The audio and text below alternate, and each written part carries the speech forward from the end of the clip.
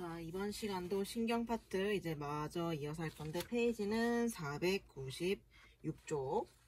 대뇌 내부 구조를 이제 이번 시간에 볼 건데 밑에 책에 보면 이제 신경섬유라고 나와 있고 거기서 연합섬유는 겉질의 어느 한 부분에서 같은 대뇌 방구의 다른 부분으로 연결시켜주는 섬유이다. 그래서 이 신경섬유에는 연합섬유 그리고 막교차섬유, 같은 말로 교련섬유이고 투자섬유, 이렇게 세 가지가 있다는 것이고, 그 밑에 보면 이제 대뇌 내부 구조 중에 하나인 바닥핵이 나와 있어. 그래서 같은 말로 이제 기저핵이라고 하고, 얘는 이제 시상 가쪽에 백색질 깊은 곳에 묻혀 있는 이 대뇌 회색질 덩어리야. 그래서 이 바닥핵의 역할이 뭐냐 하면은 이 중간내의 흑색질과 이 대뇌 겉질의 운동 능력에서 오는 신호를 받아들여서 이 신호를 다시 흑색질이랑 대뇌 겉질로 보내게 돼. 그래서 이 신호가 운동 조절에 관여를 해서 이 운동이 완만히 이루어지도록 하는 거지. 다시 정리를 해보면 바닥핵이라고 하면은 중간 내에 흑색질과 대뇌 겉질의 운동 영역에서 오는 신호를 받아들여 다시 흑색질과 대뇌 겉질의 운동 영역으로 신호를 보내서 운동 조절에 관여를 한다. 그래서 이제 운동이 완만히 이루어지도록 한다. 그래서 이 바닥핵 또한 이제 중요한 역할을 한다고 볼 수가 있어. 그래서 그 밑에 보면 이제 바닥핵의 구성이 나오는데 이 속 부위의 속주머니, 즉 내낭에 의해서 둘러싸여 있으며 뇌출혈의 호발 부위로 임상에서 매우 중요하다. 그래서 그 뒤를 넘어가게 되면은 이제 그 바닥핵을 구성하고 있는 이제 나오는데 핵들이 안쪽근과 가쪽근으로 나뉠 수가 있어. 그래서 바닥핵의 안쪽에는 이제 꼬리핵, 같은 말로 미상핵이 있고 가쪽에는 이제 렌즈핵, 조가비핵, 창백핵이 있다. 그래서 그 밑에 보면은 이제 사이내, 간내 나와 있는데 책을 보면 제3내실과 왼쪽과 오른쪽에 있는 두 시상에 의해 구성되는 대뇌 방구와 중간내 사이의 부분에 있고 제3내실의 양측 벽을 이루고 있다. 그래서 제3내실을 중심으로 하여 그 둘레에 위치를 하고 있다. 그래서 그 밑에 끝내, 종내를 보면 이 끝내라 하면은 뇌 중에서 가장 뚜렷한 부분으로 세로 틈새라는 깊은 골에 의해서 왼쪽과 오른쪽 대뇌 방구로 갈라지고 맛 교차 섬유에 의해서 서로 연결이 된다. 그래서 우리가 500쪽을 보게 되면 이제 소뇌가 나와 있는데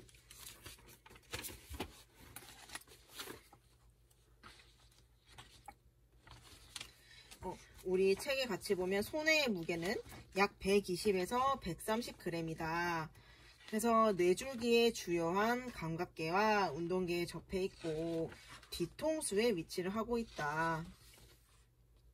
그래서 그 밑에 소뇌벌레라고 나오는데 이 소뇌벌레라고 하면 그 소뇌의 중앙부를 말하는 거야. 그래서 소뇌의 중앙부를 이제 소뇌벌레라고 한다.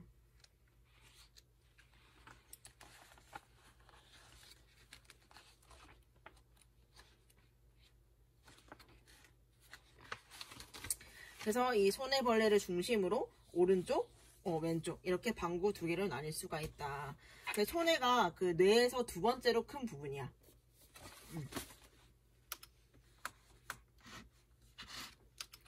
소뇌라 하면은 이제 뇌에서 두 번째로 큰 부분이다. 소뇌는 전체 뇌의 약 10%를 차지하고 있어. 그래서 그 밑에 계속 보면 이제 뭐 겉질은 뭐 퍼킨즈 섬유, 뭐 바스켓 섬유, 뭐 골지 세포 등 뭐 이렇게 뉴런이 있다고 나오고 그 밑에를 우리가 보면 겉질은 가쪽의 분자층 그리고 한 층의 세포가 배열되어 있는 퍼킨즈 세포층 그리고 안쪽의 과립층 등 총 3층으로 되어 있다 라고 할 수가 있어. 그래서 이 최근까지 이제 손의 기능을 보면은 원래는 운동 조정에만 이제 한정되어 있는 것으로 나왔는데, 이 손의 병변이 있는 경우에는 이제 운동 조정력이 떨어져가지고 이제 비틀비틀 걷게 되고, 또는 이제 계단을 잘 오르내리지 못하는 이제 운동 실조가 생길 수가 있다. 손해는 이제 운동에 관여한다고 볼 수가 있어. 또한 이 운동뿐만 아니라 또 다른 기능도 있는데, 이 손해가 특정한 종류의 감각 자극을 받아들여서 이제 평가하는 역할도 해. 또는 이제 손가락 끝으로 우리가 물체의 재질을 이게 구분하는 게 이 손해의 덕분이라고도 할 수가 있어. 그래서 그 밖에도 뭐 이제 예를 들어 날아오는 공을 우리 잡을 때, 또는 이제 공간 인지력, 그것도 손해에서 관여하는 거고, 그리고 시간이 얼마나 흘렀는지, 그리고 이제 뭐 머리 움직임을 보완하기 위해서 눈을 얼마나 움직여야 하는지, 이런 것들이 다 손해가 하는 역할이라고 볼 수가 있어. 손해 또한 우리의 뇌에 있어서 중요하다. 그래서 그 밑에 보면 이제 뇌신경이 나오는데, 12쌍이며 운동, 감각 및 혼합신경이 모두 존재한다. 뇌신경은 그 뒤에 마저 나오기 때문에 뒤에 가서 다시 한 번 더 하기로 하고, 그 옆 페이지로 가면 이제 뇌실이 나와. 뇌실. 뇌실이라고 하면 딱 떠오르는 게 뭐니? 뇌척수액이지. 그래서 우리 뇌실에는 뇌에는 이제 뇌실이라는 4개의 빈 공간이 있어.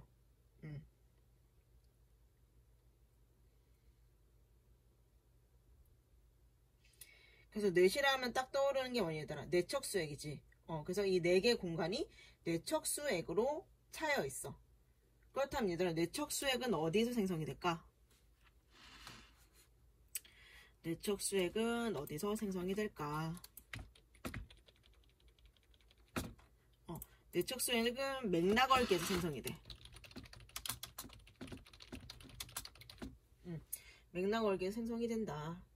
그래서 책에 보면 이제 2개의 가쪽 내실, 그리고 제3내실, 제4내실, 이렇게 해서 총 4개의 공간이 있고, 2개의 가쪽 내실을 보면 대뇌 방구의 심부에 위치하는 왼쪽과 오른쪽 2개의 내실이다.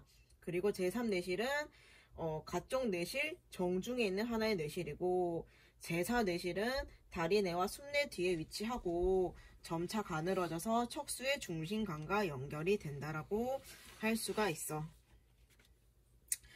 그래서 그 밑으로 가서 보면 이제 수막이 나오는데, 수막은 같은 말로 뇌척수막이고, 뇌와 척수를 싸는 세 겹의 막이다. 그래서 우리가 흔히 알고 있듯이 경질막, 거미막, 연질막, 총 3개의 층으로 구조가 되어 있다. 그래서 경질막을 먼저 보면은 이 뇌신경막은 머리뼈 안에 내면을 덮는 뼈막과 밀착이 되어 있다. 그래서 우리 또 대뇌낫 많이 들어봤지 않니 얘들아? 대뇌낫은 왼쪽과 오른쪽 대뇌 방구를 분리하는 경질막 안엽이라고 할 수가 있다. 그리고 손의 천막은 이제 대뇌와 손의 사이에 끼어서 대뇌 뒤옆과 손해를 경계한다. 경질막 위안은 이 척수 경막과 뼈막 사이의 빈 공간으로 정맥, 림프관, 지방이 들어있고, 경막 아래 안쪽에는 림프액이 들어있어. 그리고 거미막은 이제 혈관이 없는 얇은 중간의 막이고, 이 거미막 아래 안은 이제 뇌척수액이 들어있으면서 넷째 내실과 교통을 한다. 그리고 연질막은 얇으나 혈관이 풍부한 막이야. 그리고 척수와 뇌 표면에 밀착이 되어 있다.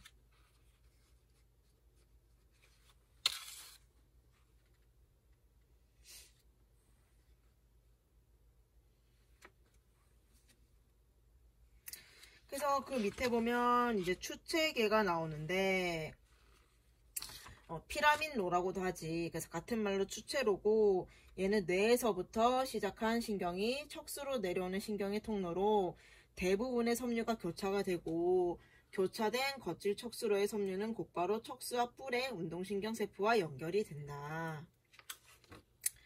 뒤로 넘어가게 되면 이제 피라민노는 약 30% 정도가 브로드만의 제4 영역, 30%는 제6 영역, 그리고 나머지 40%는 감각 영역인 제3, 12 영역에서 나와서 바닥핵과 시상 사이의 내낭을 거쳐 중간 내의 대뇌뿔을 내려간 후 순내의 피란미에 도달하는 운동 경로이다.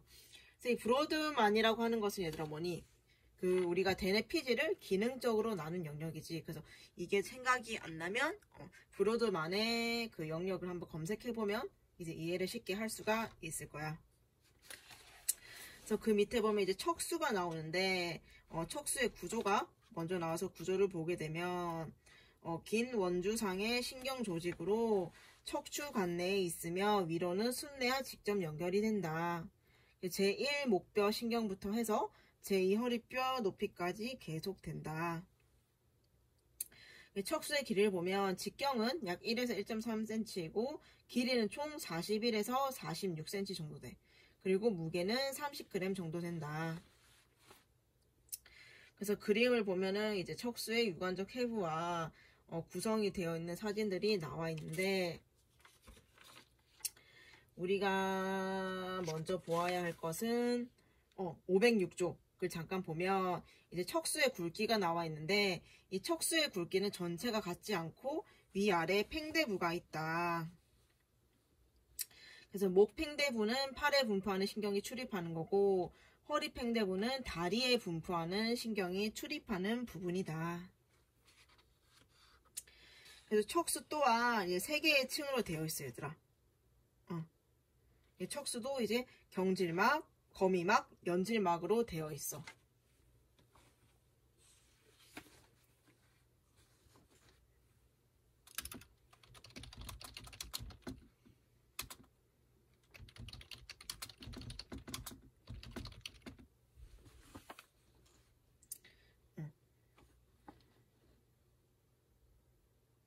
그래서 우리가 왜 그 경막외 마취라고 이제 출산할 때나 수술 시에 허리 쪽에 그 마취하는 방법이 있는데 그걸 시행하는 부위가 이 척수 중에 경질막에 해당이 되는 거야. 그리고 그 밑에 보면 이제 중앙부에 H자형의 회백질부와 둘레의 백질부로 되어 있다. 그래서 중심간의 뇌실로 이어진 관이며 회백질부는 이제 신경섬유 부분으로 이제 앞뿔은 운동신경세포가 분포를 하고 뒷뿔은 이제 지각신경세포가 분포를 하고 있다.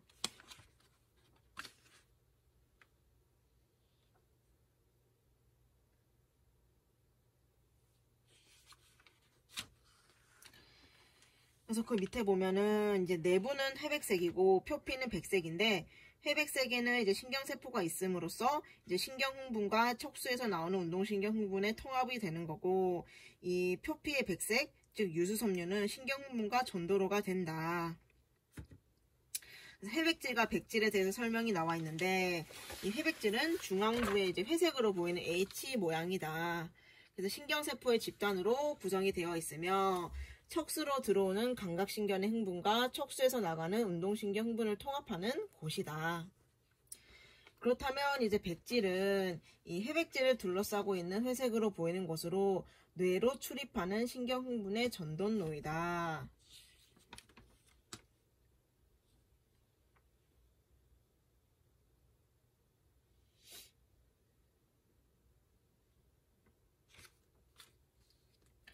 그래서 그 밑에 보면 이제 앞기둥, 가쪽기둥, 이제 뒤기둥이 나와 있는데 앞기둥을 보면 얘는 대뇌 운동 영역에서 시작을 하고 척수의 앞뿔세포의 수위운동 흥분을 전달하는 하행으로서 앞 겉질 척수로가 있고 상행으로서는 이제 촉각 흥분을 대뇌 전달해서 앞척수 시상로가 있다. 그리고 가쪽기둥은 이제 대뇌 운동 영역에서 시작은 하지만 아래로 내려오는 가쪽 겉질 수로가 있어 수위 운동 흥분을 전달을 한다. 그래서 즉 온각, 냉각, 통각 등의 감각 흥분을 뇌에 전달하는 상행로로서 가쪽 척수시 상로가 있다. 그래서 그 밑에 보면 뒤기둥은 얘는 상행로만 있는 거야. 올라가는 것만. 그래서 촉각과 근 및 관절에서 시작하는 팔다리의 위치를 알리는 감각 흥분을 전도하는 것으로 쐐기압과 막속으로 구분을 한다. 그래서 뿔이라 하면은 이 회백질 H자 날개 부분으로 앞부분에 있는 것을 앞뿔, 그리고 뒤에 있는 것을 뒷뿔이라고 한다. 그래서 척수의 각 마디에서 앞뿔 및 뒷뿔로부터 한 쌍의 척수신경이 시작이 된다. 그래서 그 밑에 이제 정리가 되어서 나와 있는데, 촉각과 압각을 위한 감각 충격 전도로는 전척수 시상로이며, 신체의 한쪽으로부터 오는 감각 충격을 손의 같은 곳으로 전도하는 척수로는 후척 수소내로이다. 그래서 이렇게 구분해서 할 수가 있다. 자, 그렇다면 이제 그 옆에는 말초신경에 대해서 나오는데, 이 말초신경은 뇌신경, 척수신경, 자율신경계로 구성이 되어 있다. 그래서 뇌신경은 총 12쌍으로 되어 있으며 기능상, 운동성, 지각성, 그리고 운동성과 지각성을 동시에 가지는 혼합성으로 구분을 할 수가 있다. 그래서 우리가 뇌신경은 주로 그 로마 숫자로 표기를 하고 있지.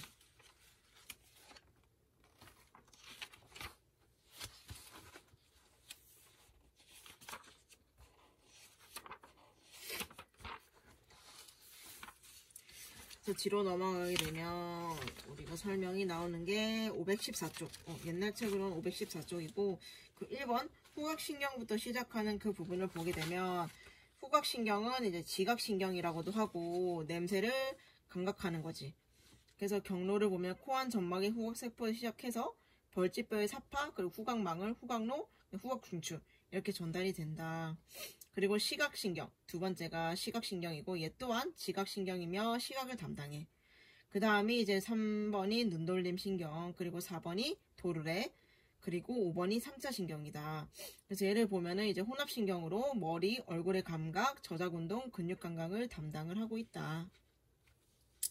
6번은 갓돌림신경으로 운동신경 또는 안구를 벌린다든지, 그리고 안구의 가쪽을 지배를 하고, 7번 신경도 이제 혼합신경이다.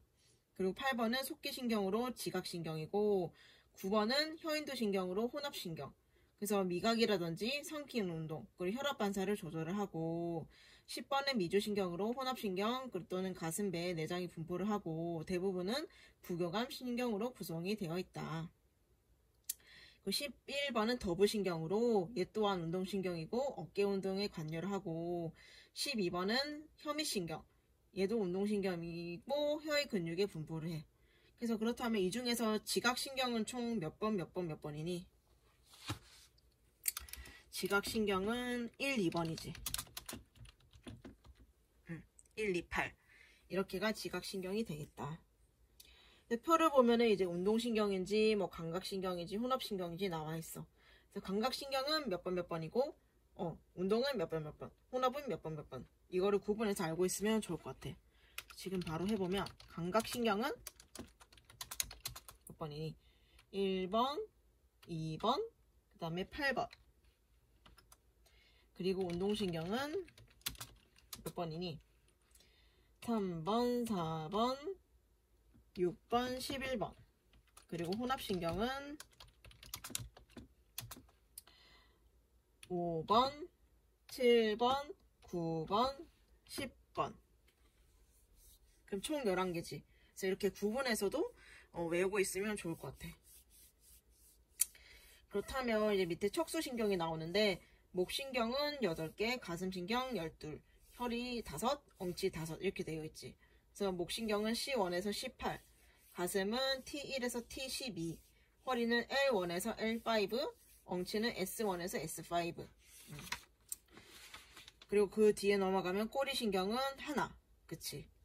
그래서 기시부는 이제 척수 감각과 운동의식이고, 피부라든지 뼈대근, 관절에 분포되어 있다. 그렇다면 우리 몸에는 또 신경얼기라는 게 있어.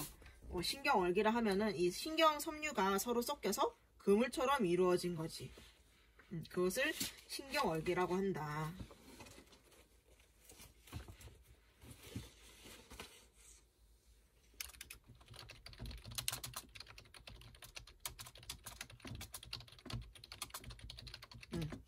그래서 우리 몸에는 총 6개의 얼기가 있어. 신경얼기. 첫 번째 보면은 이제 목신경얼기라고 나와 있어. 그래서 얘는 제1에서부터 제4 목신경의 앞가지로 구성이 되어 있으며 목 부근에 존재를 하고 있다.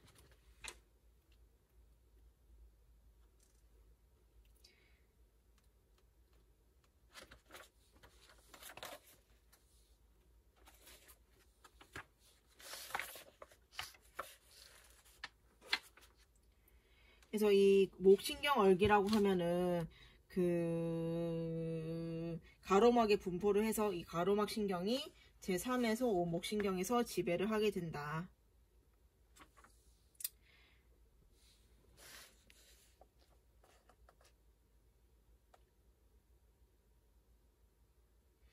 그 다음이 이제 그 어깨 근처에 있는 팔신경얼기야.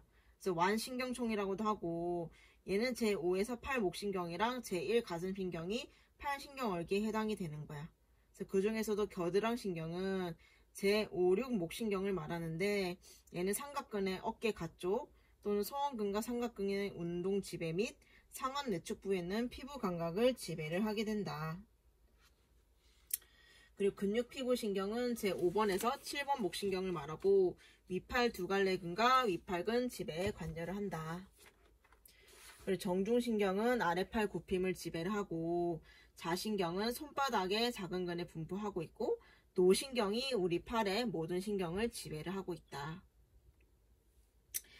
그리고 그 다음이 이제 가슴신경얼기인데 이 가슴신경은 신경얼기를 만들지 않는 게 특징이야. 그래서 다른 이름을 보면 이제 목신경얼기, 팔신경얼기, 뭐 허리신경얼기인데 얘는 가슴신경이라고만 하는 거지. 그리고 그 다음에 이제 허리신경얼기고 얘는 제1에서 4 허리신경이 앞가지로 구성이 되어 있으며 뒤 배벽에 위치를 한다. 그래서 넙다리 신경이 허리신경얼기 중에 가장 큰 신경이다. 그리고 폐쇄신경이라고 하면 이제 골반을 말하는 거고 음부 넙다리 신경이 이제 삭고랑 외부 생식기 부분이라고 할 수가 있어.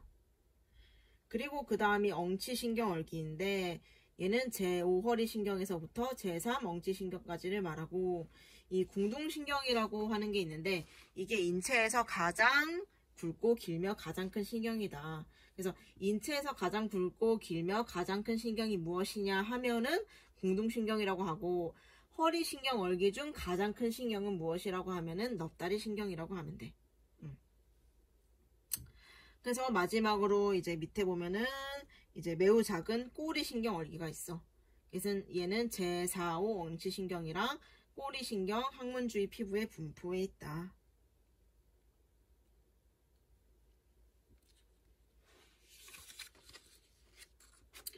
그래서 뒤로 넘어가게 되면 이제 신경계통의 기능이 나오는데 책을 같이 보면 기능적으로는 몸 감각과 몸 운동으로 이루어지는 수위신경계와 내장 감각과 내장 운동으로 이루어지는 불수위 또는 자율신경계가 있다. 이 특징을 보면 인체의 안팎에서 일어나는 자극에 대해 각 부분의 반응을 종합해서 통제하는 기관으로 자극에 의해서 흥분을 일으키는 피자극선이다.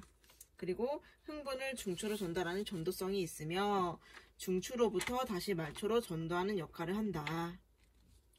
그리고 복잡하나 질서정연하며 그 신경은 재생이 불가능하다.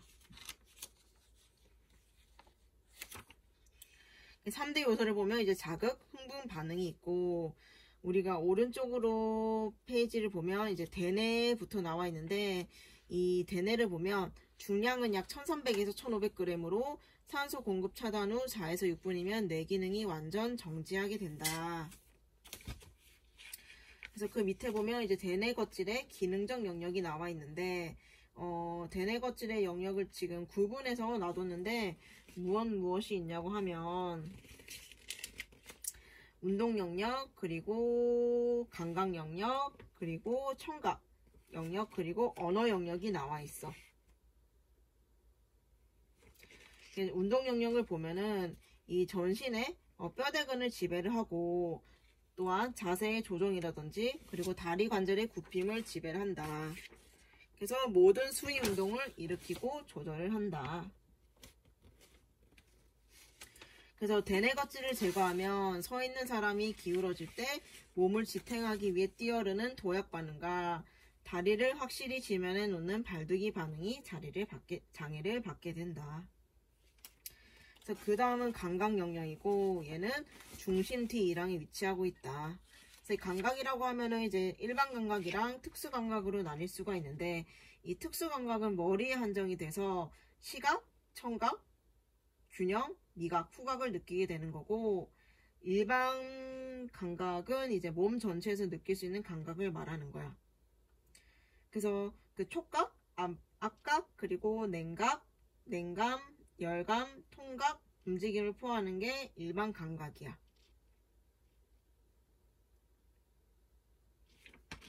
그 밑에 보면 이제 청각 영역이 있는데 얘는 관자 옆 위 부위를 말하는 거고, 언어 영역은 이제 가쪽 고랑 바로 앞에 이마 옆 부위를 이마 옆 부위가 이제 언어 영역에 관여를 한다.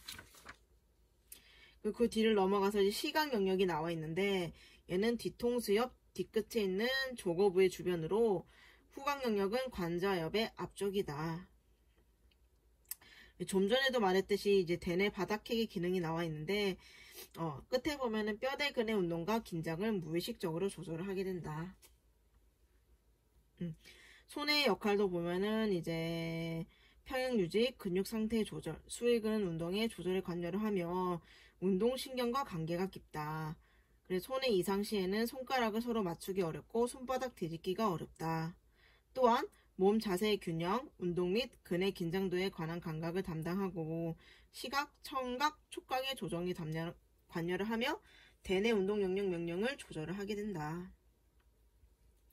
지금 각각 대뇌와 손에 하는 역할, 기능이 나와 있고, 옆에 가서 이제 뇌줄기, 뇌관에 대해서도 나와 있는데, 순뇌를 먼저 보게 되면은 생명 유지에 관여를 한다. 그래서 호흡 중추, 혈당량 조절 중추, 혈관 운동 중추, 그리고 심장 활동 중추가 존재를 하게 되고, 여기에 피라민노랑 피라밋 교차가 있게 되는데, 피라민노는 이제 앞 정중렬 양측의 뼈대근을 지배하는 운동신경노이다. 그리고 피라밋 교차는 이 피라밋노 아래 끝에 왼쪽과 오른쪽 섬유가 서로 교차해서 피라밋 교차가 이루어져 있으며, 여기에서는 이제 심장 중추, 구토 중추, 호흡 중추, 삼김 중추 등이 있다. 그래서 피라밋노는 이제 운동에 관여를 하는 거고, 이 피라밋 교차는 심장 중추, 구토 중추, 호흡, 삼킴 여기에 관여를 하는 거지.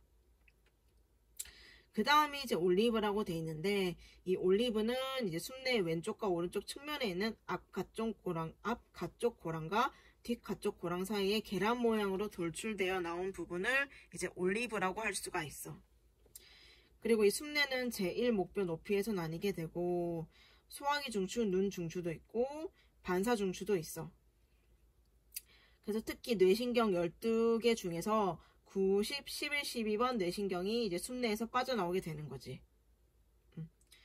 그리고 그 밑에 이제 다리 뇌를 보게 되면 5, 6, 7, 8 뇌신경이 기시하는 핵이 출현한다. 또한 숨뇌와 중간뇌 사이 위치에 있으며 손에 출입하는 신경섬유속이다. 그 다음 보면 이제 중간뇌에 대해서 나와 있는데, 이 중간뇌를 보면은 얘는 눈 아래 운동이라든지 또는 원근 조절 또는 이제 그 안구 운동에 관여하는 동안 반사 여기에 관여를 하게 되고, 또는 이제 눈 아래 운동에 관여를 하기 때문에 그 홍채의 조절이라든지 조리개 역할도 같이 한다. 그래서 눈돌림 신경핵이 존재를 하게 되고, 도르네 신경이라든지 적핵 등이 위치를 하게 된다. 그래서 얘는 뇌관의 가장 윗부분이라고 할 수가 있어. 위치를 보면. 그래서 청각, 동공, 반사 중추가 있으며 이 중간뇌는 눈돌림 신경이 빠져나가게 되는 거지. 그래서 우리가 손에 무엇을 가까이 가져가면 이제 어떤 물건이라도 꽉 쥐려고 하는 움켜잡기 반사가 이 중간뇌가 있음으로써 우리가 할 수 있게 되는 거야.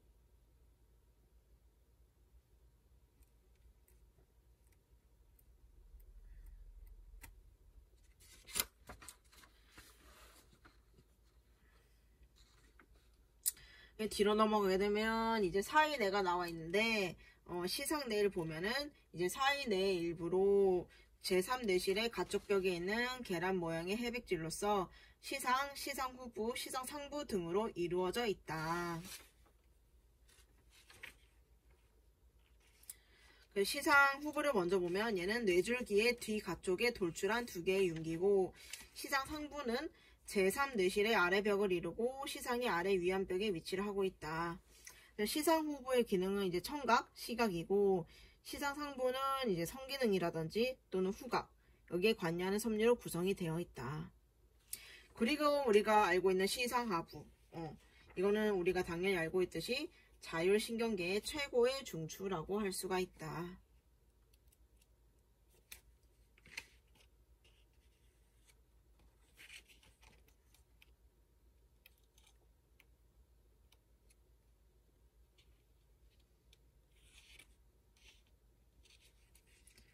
그래서 거기에 보면 이제 자율기능 조절, 또 뇌하수체 호르몬의 분비를 조절한다든지, 또는 이제 생식 기능을 조절하기도 하고, 또는 체온 조절이라든지 기쁨 충족 중추가 이제 시상하부에 해당이 되는 거지.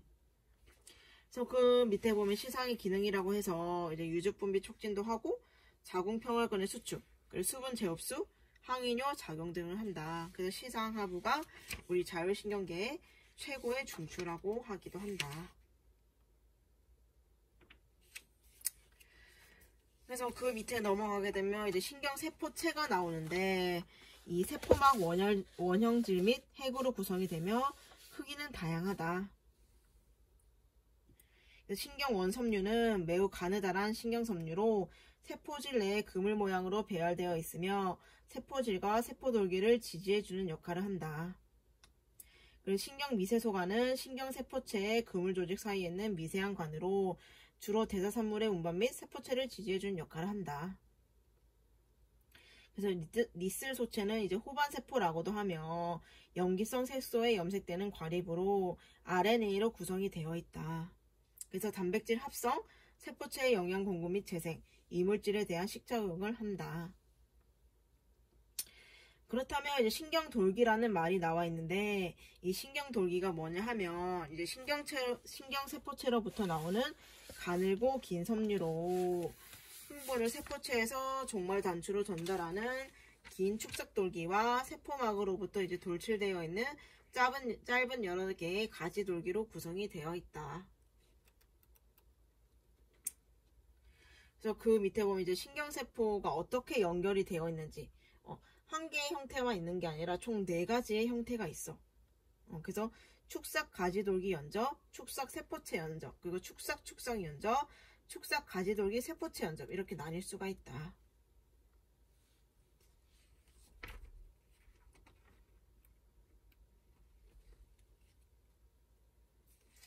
그렇다면 이제 그 밑에 시냅스에 대해서 나와 있는데, 우리가 신경계통에 있어서 이 신경계통의 소통 중에 이제 화학적인 부분이 여기 시냅스에서 일어난다고 할 수가 있는 거야. 그래서 2개의 세포가 만나는 지점을 시냅스라고 하는 거지. 책을 보면 이 수많은 신경세포가 서로 연락해서 복잡한 그물을 만드는 것이 신경계이다. 연락 방식은 일정하여서 한 신경세포의 축삭돌기는 반드시 다음 신경세포에 접속한다. 그래서 신경세포와 신경세포가 만나는데 이러한 접속 부위를 연접 또는 시냅스라고 한다. 시냅스가 뭔지 이 정도는 알고 있으면 좋을 것 같고, 그 뒤로 넘어가서 우리가 신경 전달 물질이 있어. 신경 전달 물질도 굉장히 다양해. 책에는 총 8가지가 나와 있는데, 첫 번째가 아세틸콜린이지.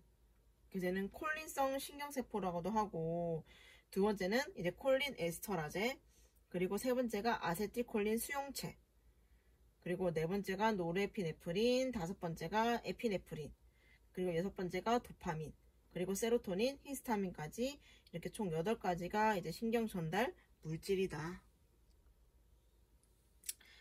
그렇다면 이제 그 밑에 보면은 마리집의 유무에 따라 나와 있는데, 이 마리집이 뭐냐 하면 우리가 그 뉴런을 여러 겹으로 둘러싸고 있는 절연체라고 하면 돼.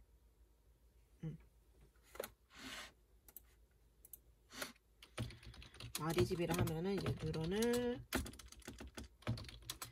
여러 겹으로 둘러싸고 있는 절연체이다. 그래서 피막 이렇게 비유를 할 수가 있다. 그래서 이 마리집에도 종류가 있어. 유수신경, 무수신경. 그래서 마리집이 있느냐 없느냐. 그래서 마리집 신경섬유는 이 대부분 척추동물에서 볼 수가 있고, 신경이 있기 때문에 이제 신경의 전달 속도가 매우 빠르고, 민마리집 신경섬유는 이제 교감신경, 후신경, 대부분의 무척추 동물이 이 민마리집 신경섬유라 할 수가 있겠다.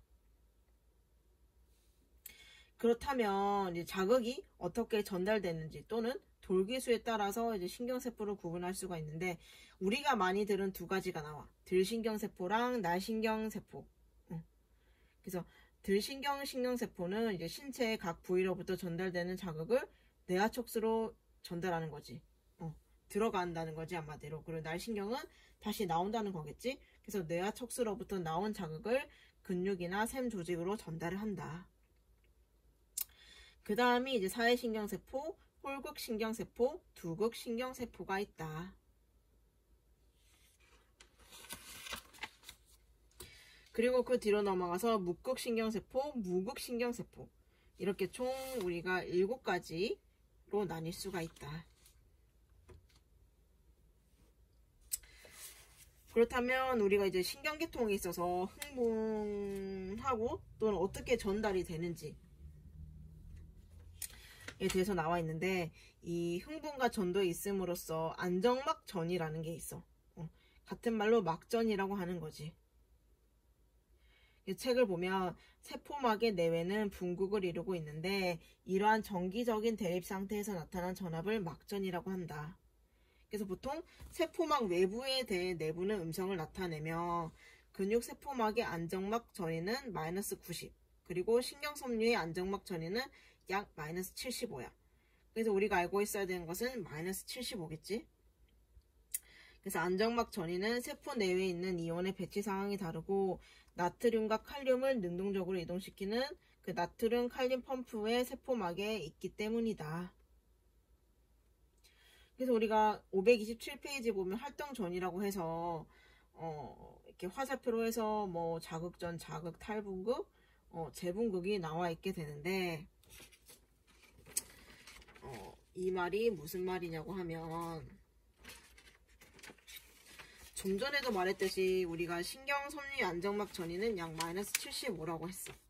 그래서 전형적인 뉴런의 안정막 전위는 약 한 마이너스 70 정도라고 할 수가 있어. 그래서 마이너스라 하는 것은 세포막 안쪽이 음전화를 띈다는 것을 의미를 하겠지. 그래서 자극전에 마이너스 70, 그래서 발화점이라고 있는 거고,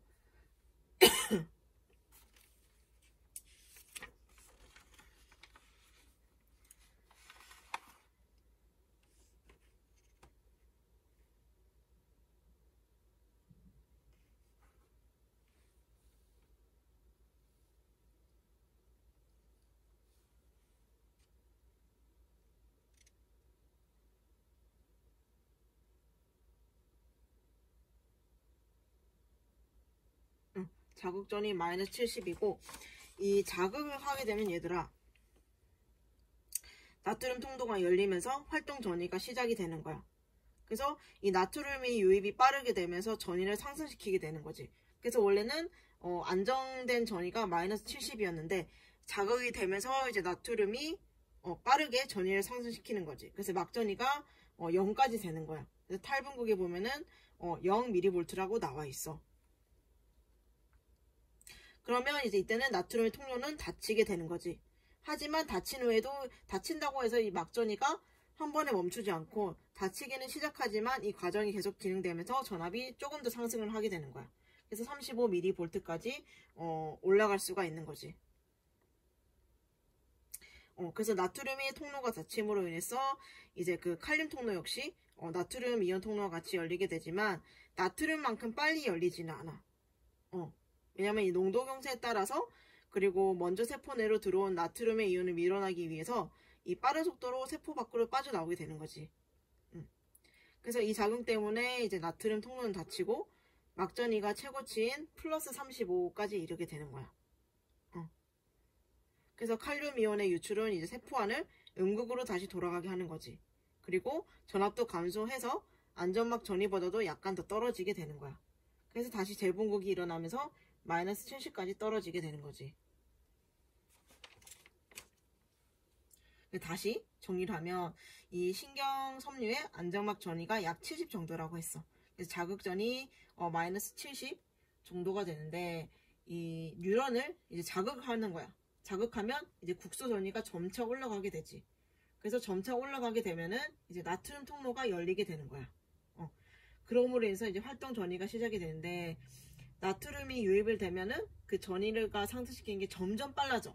그래서 원래 마이너스 70이었는데 0까지 도달하게 되는 거지. 그래서 이 막전이가 0에 도달을 하게 되면은 나트륨 통로는 닫히기 시작하지만 닫히기 시작한 동안에도 막전이가 계속 올라가게 되는 거야. 그래서 이 작용 때문에 나트륨 통로가 닫히고 막전이는 35까지 올라가게 되는 거지. 그리고 이제 나트륨의 그 통로가 닫힘으로 인해서 칼륨 통로가 열리게 되는 거야. 그래서 칼륨 통로 역시 이제 나트륨 이온 통로처럼 열리긴 하나 나트륨은 속도가 되게 빨라. 하지만 칼륨은 천천히 열리는 특성이 있어. 그래서 이 칼륨 이온은 농도 증세에 따라서 그리고 먼저 세포 내로 들어온 나트륨의 이온을 밀어내기 위해서 빠른 속도로 세포 밖으로 빠져나오게 되지. 그래서 이 작용은 이제 나트륨 통로가 닫히고 막전이가 최고치인 이 35mV까지 오른 이후에 진행이 되는 거야. 그래서 이 칼륨 덕분에 이제 다시 세포 안에 음극으로 다시 돌아가게 하고 전압을 감소시켜서 안정막 전이보다도 더 떨어지게 되는 거지. 그래서 이제 음전압으로 다시 전압이 바뀌는 것을 재분극이라고 한다. 그래서 거기가 나와 있는 게 그 화살표에 있는 그림이야. 이 그림이라고 할 수가 있지. 책에도 똑같나? 이 그림. 이 화살표. 그래서 옆에 잠깐 보면 활동 전이가 나와 있는데 같이 보면 조직이 흥분을 일으킬 때 마이너스 70에서 플러스 30으로 막전이가 변했다가 다시 빠르게 원래의 안정막 전이 수준으로 돌아가는데 이러한 탈분극과 재분극이 일어나는 일련의 막전이의 변화 과정을 활동 전이라고 한다.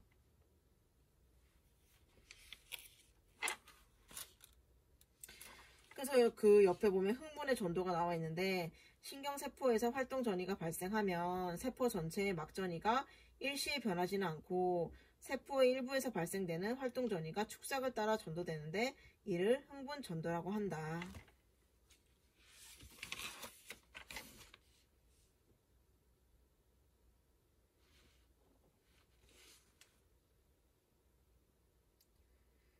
그래서 그 뒤에 넘어가게 되면 신경의 흥분성이라고 해서 우리가 흔히 들은 단어인 문턱, 역치, 흥분성, 실무율, 불응기가 나오는데 역치를 먼저 같이 보면 흥분을 일으킬 수 있는 최소한의 자극을 문턱이라고 한다. 그래서 즉 신경섬유를 흥분시킬 수 있는 최소의 자극 강도로 신경섬유의 막전이를 마이너스 55까지 떨어뜨릴 수 있는 자극 강도이다. 그리고 그 밑에 흥분선을 보면 약한 자극으로 흥분하는 것은 흥분선이 높고 강한 자극을 주어야만 흥분하는 것은 흥분선이 낮은 것이다. 그치? 약한 자극만으로도 흥분이 된다는 것은 그만큼 흥분선이 높은 거고 하지만 강한 자극을 줘야지만 흥분하는 것은 흥분성이 낮은 것이다. 그 다음에 실무율을 보면 우리가 자극을 가했을 때 전혀 반응이 일어나지 않거나 최대의 반응을 일으키는 현상을 실무율이라고 한다. 그래서 실무율에 따르는 근육이 바로 우리 몸에서는 심장근이다. 그래서 그 밑에 보면 신경섬유 하나하나는 실무율에 따르나 신경다발은 실무율에 따르지 않는다. 그래서 그 밑에 이제 불응기가 나와 있는데 불응기를 같이 보면 신경섬유의 활동 전이가 한 번 지나가면 얼마 동안은 다음의 자극에 의해서 활동 전이가 발생될 수가 없고 얼마 동안의 시간이 지난 후에야 비로소 다음의 자극에 의해서 활동 전이가 발생하게 된다. 그치? 한번 활동 전이가 일어났어. 그럼 어느 정도 텀이 있겠지. 우리가 버스 시간이 시간대별로 텀이 있듯이 계속 오지 않은 것처럼 활동 전이가 한번 지나가면 그 다음 활동 전이가 올 때까지는 얼마 시간이 있어. 그래서 이 기간을 신경섬유의 불응기라고 한다. 그렇다면은 불응기에도 얘들아 종류가 있는데 절대 불응기랑 상대 불응기가 있어. 절대 불응기를 보면은 활동 전이가 가시 전압의 상행강으로 폭발적으로 이루어지는 시기에는 아무리 강한 자극을 주어도 반응이 일어나지 않는다. 그래서 이 절대 불응기라고 하면은 어떠한 자극을 줘도 아무리 강한 자극을 주어도 반응이 일어나지 않는 거고, 상대 불운기는 이제 활동 정의가 하행각이 되면 선행 자극 강도보다 더 큰 자극을 주면 신경섬유는 흥분해서 활동 전이를 일으킨다. 절대 불운기는 아무리 강한 자극을 줘도 이제 반응이 일어나지 않지만, 상대 불운기는 이제 기존의 그 흥분보다 더 큰 자극을 주게 되면은 이제 활동 전이를 일으키게 되는 거지. 그래서 그 밑에 보면 이제 축삭 운반이 나와 있는데, 축삭은 활동 전압을 전달하며 세포체에서 합성된 단백질들을 신경 말단으로 이동시킨다. 축삭 운반에는 세 가지 기전이 있어. 능동적 대사 에너지에 의존하거나, 또는 미세간에 의해서 운반이 되거나, 또는 트랜스포트 필라멘트 가설이야.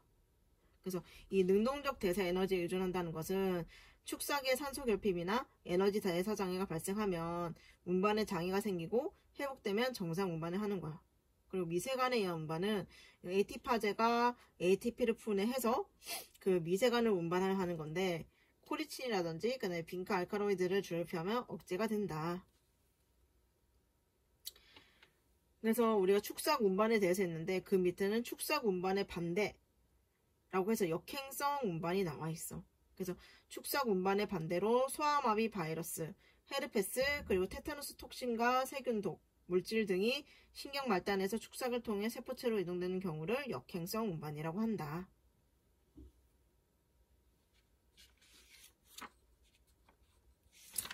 그렇다면 얘들아, 우리가 뇌파에 대해서도 우리가 많이 들어봤는데, 이 대뇌 겉질로부터 대뇌의 자발적인 전기활동을 두피로 도출한 후 증폭 기록한 것을 뇌파 또는 뇌전도라고도 하는데, 그래서 우리가 뇌파는 4가지 종류로 나뉠 수가 있어.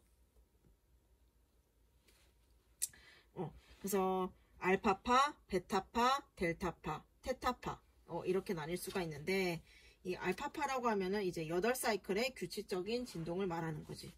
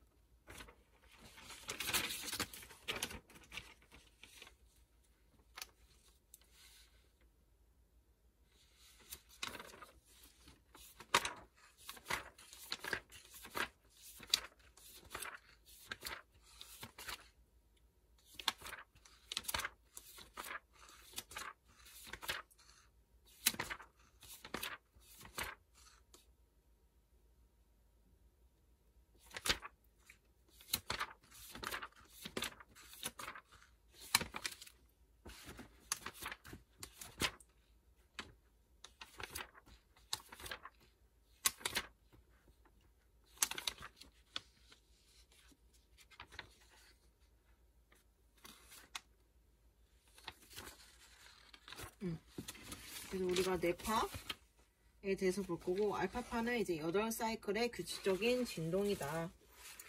그래서 성인 뇌파의 대표적인 기초율동이며, 안정, 각성 상태에서 뒤통수뼈 부위 우세로 나타나며 정신작업, 주의집중, 정신흥부, 감각 자극 등에 의해서 소실되는 것은 알파파 억제라고 한다. 그래서 우리가 성인 뇌파의 대표적인 기초율동을 알파파라고 했잖아. 그래서 다시 구분을 하면, 이 알파파는 이제 우리가 깨어는 있으나 그 어떤 물체나 일에 정신을 집중하지 않고 눈을 감고 휴식하는 졸린 상태이다.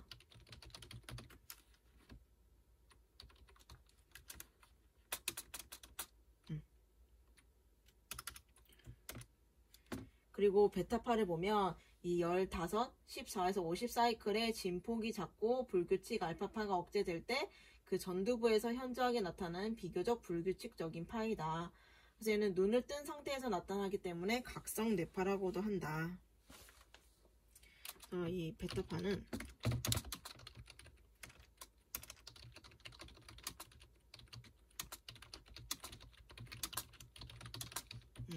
감각 자극을 받거나 정신 활동에 집중한 상태이다. 델타파는 이제 정상 성인에서 수면시에 출현을 하고 신생아 및 유아의 경우 기초 율동을 이루는 뇌파이다. 그래서 얘는 한마디로 깊은 수면 상태이다. 마지막이 세타파는 이제 규칙적인 다로 소화의 기초 율동을 이루는 뇌파이다. 우리의 뇌파는 총 4가지로 구분을 할 수가 있다.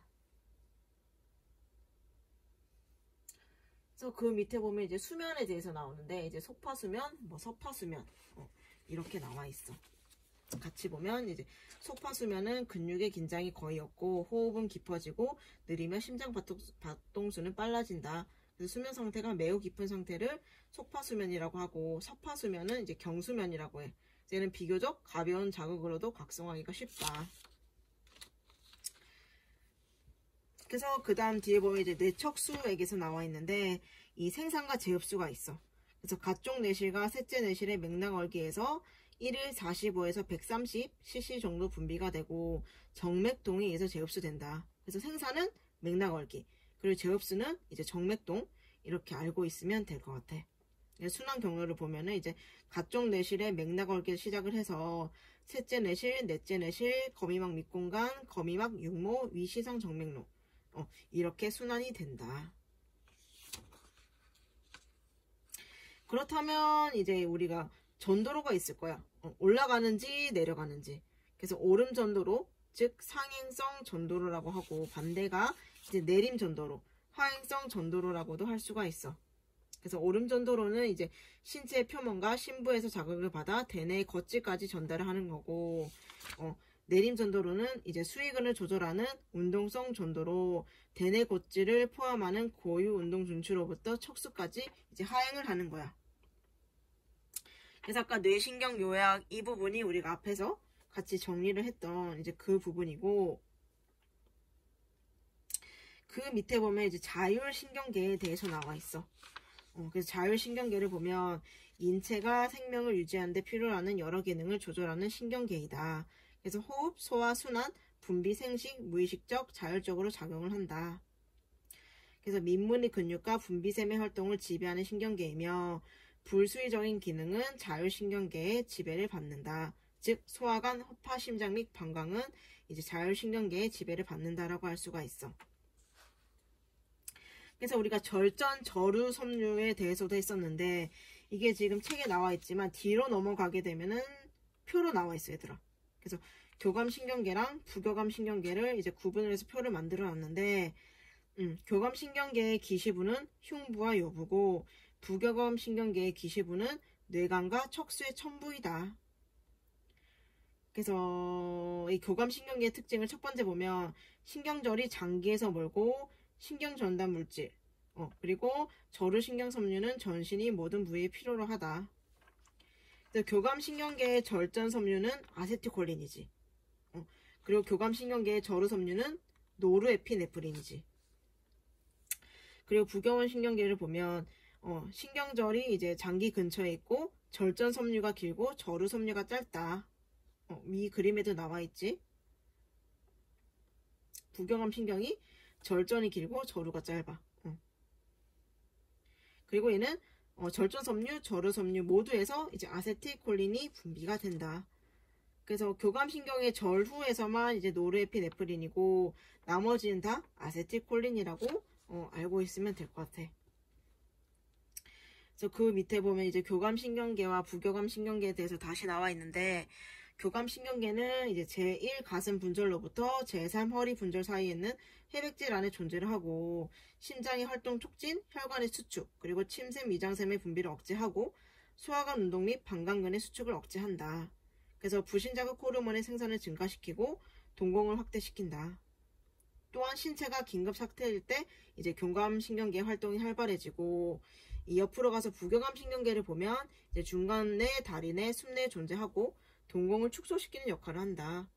그래서 침샘의 분비, 소화샘, 소화액의 분비를 촉진시키고 이 심장, 기관지, 식도위, 작은 창자, 간, 쓸개, 쓸개관 및 이자에 이르러 샘의 분비의 운동을 촉진한다. 그래서 우리 몸이 안정시에 있을 때는 이 부교감 신경계의 활동이 활발해진다. 그 밑에 이제 교감신경이랑 부교감신경에 대해서 나와 있고, 우리가 이제 1학기 때인가 2학기 초반이었나? 그때 교감신경이랑 부교감신경의 효과에 대해서 간단히 그림으로도 했었는데, 그걸 참고하면서 이 표를 같이 보면 될 것 같고, 마지막이 아닌 그 밑에 보면 말초신경계가 나와 있어. 말초신경계는 말 그대로 우리가 중추신경계에서 나와서 전신에 분포하는 신경을 이제 말초신경계라고 하지.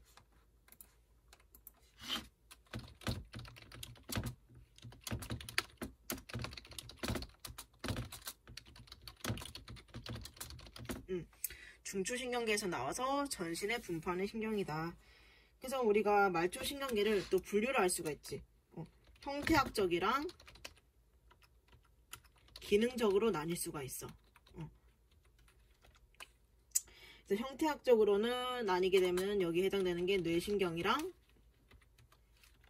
척수신경이고, 기능적으로 나뉘게 되면은 몸신경이랑 자율신경으로 이렇게 나뉠 수가 있다.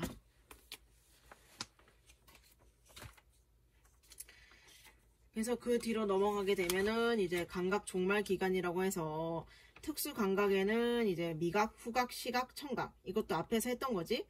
그리고 일반 감각에는 앞각, 촉각, 통각, 온각, 냉각이고, 이 감수체라는 말이 그 수용체거든.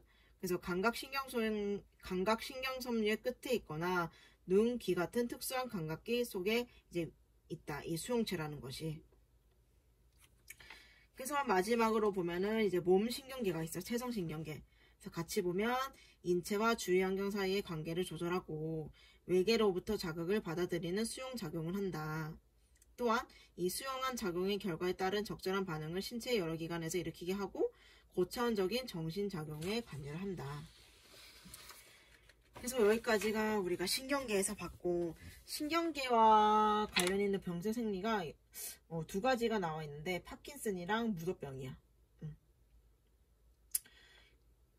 그래서 이 파킨슨을 같이 보게 되면 이제 뭐 운동 부존이라든지 경직, 떨림 이러한 증상이 있고, 이 무도병은 이제 꼬리액이나 조갈비액의 위축으로 나타날 수가 있다.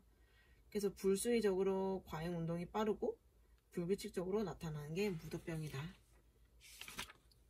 신경계통에 있어서 이 병제 생리보다는 우리가 앞에 했던 내용들이 훨씬 더 중요하다고 할 수가 있다. 그래서 여기까지가 우리 신경계통의 내용이 끝이 났고, 말이 조금 빨랐던 것 같은데 그래도 이 마지막 파트까지 우리가 다 같이 공부를 했고, 오늘의 영상은 동영상은 이제 여기가 끝일 거야.